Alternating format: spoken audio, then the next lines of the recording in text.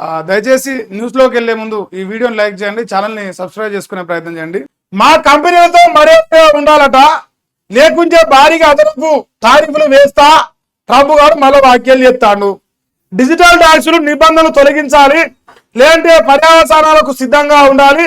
ప్రపంచ దేశాలకు US president warning. American కంపెనీలేవి పిగ్గీ బ్యాంకులు డోర్ మ్యాట్లు కావని కామెంటు. వాణిజ్యం విషయంలో తాము ఆట మొదలు పెడితే చైనా నాశనం కాకతప్పదని ఫైరు. నేటి నుంచి 50% టారిఫ్లు, ఇండియాపై అదనపు సుంకాలు అమలుపై అమెరికా నోటిఫికేషన్.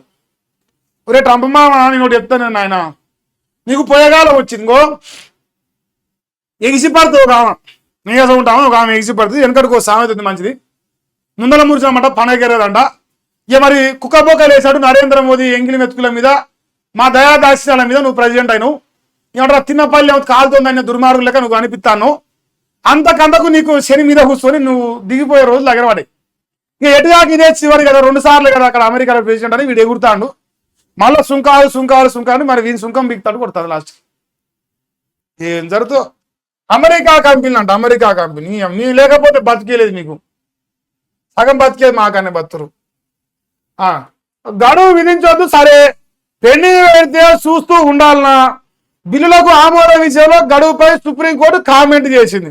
గవర్నర్లు రాష్ట్రపతి గడువు విధించే అధికారం కోర్టులకు లేదన్న బీజేపీ పాలిత రాష్ట్రాలు. అయితే ఉభయ సభలు ఆమోదించి పంపించిన గవర్నర్ ఆపేస్తే అర్థం ఏంటని ప్రశ్నించిన కోర్టు.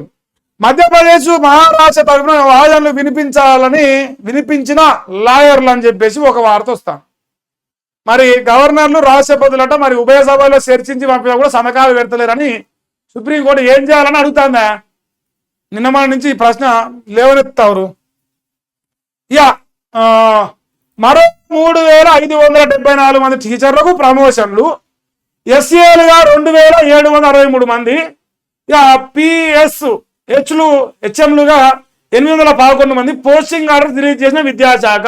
అయ్యబ్బో, ఇప్పుడు సపోజ్ వీళ్ళు ప్రమోషన్ ఇచ్చిండ, మరి ఆ ఉద్యోగాలు ఇప్పుడు ఖాళీ అయితే ప్రమోషన్ ఇస్తే ఉద్యోగాలు ఏం చెప్తురా, చంపుతారా నన్ను, ఏం చేస్తారా చంపుతారా అని అంటాడు, డైలాగులు ఎత్తాడు.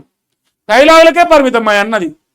సో మొత్తానికైతే రేవంత్ అన్న గారు 3574 మందికి ప్రమోషన్ కల్పిస్తారట టీచర్లుగా హయ్యర్ పోస్ట్కి. సంపదంతా చదువులకే ప్రపంచంలోనే ఎక్కువగా ఖర్చు చేస్తున్న భారతీయులు.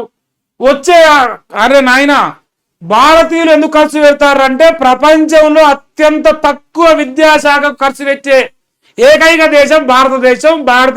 భారతదేశంలో ఉన్న రాష్ట్రాలు, మరి ముఖ్యంగా తెలంగాణ, విద్యకు అత్యంత తక్కువ ప్రాధాన్యత ఎందుకు ఇస్తుంటే ఈ సన్నాసుల యొక్క బతుకులు బయటపడతాయి కదా కాంగ్రెస్ వాళ్ళకి, అవునా కదా. ఇప్పుడు ఈ దేశంలో నరేంద్ర మోదీ 11 సంవత్సరాలు అవుతుంది, బడ్జెట్ పెరుగుతుంది, జర ఊపు అనుకుంటాను. అది కూడా బీజేపీ పాలిత రాష్ట్రాల్లోనే. మళ్ళీ కాంగ్రెస్ ఉన్న కాడ ఇంకోళ్ళ కాడ మళ్ళీ తగ్గలేదు, తెలియకల్లా అనుకో మన ఓటేగా. ఈ దేశంలో మేధావులందరూ బీజేపీ వైపు మళ్ళీపోతున్నారు కాబట్టి మరి మేధావులుగా ఉండొద్దని వాళ్ళ ప్రయత్నం. మరి దేశవ్యాప్త ప్రపంచవ్యాప్తంగా మనమే చదువులకు ఎక్కువ ఖర్చు పెడుతున్నట. మరి విద్యాశాఖ ఖర్చు పెడితే ఈ ప్రభుత్వాలు ఉచిత విద్య, ఇల్లు, ఉపాధి కల్పిస్తే ఈ దేశంలో ఏ ఉచిత పథకం అవసరం లేదు.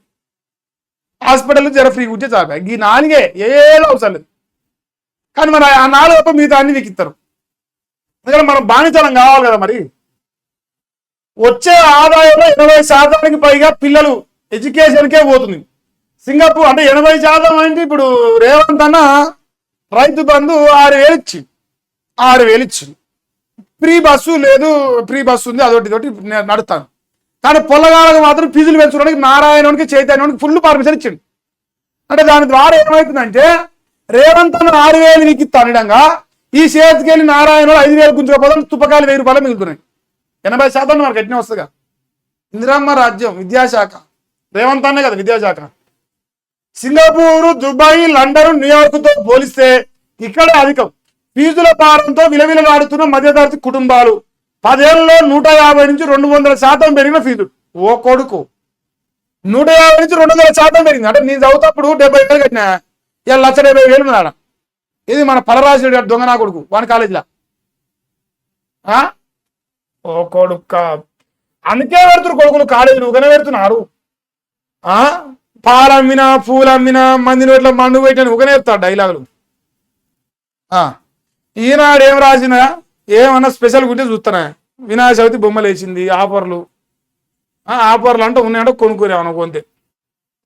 ఏమన్నా రేవంత్ జ్యోతి తెలంగాణ చీకటి మంది నోట్ల మనుగు వచ్చి రాధాకృష్ణ రాతలు చూసుకోరు ఇక. అయ్యా రాహుల్ ప్రియాంక మధ్యలో రేవంత్, వెనకాల చంద్రబాబు. అది కూడా రాయి డైలాగు, వెనకంగా చంద్రబాబు నాయుడు అని పెట్టుకో. సాదా పరిణామాలు వేసిండు. అబ్బో ఏం లేదు కానీ మొత్తం ఆజిటీజు దించిండు. 2036 ఒలింపిక్ బెడ్కు కసరత్తట.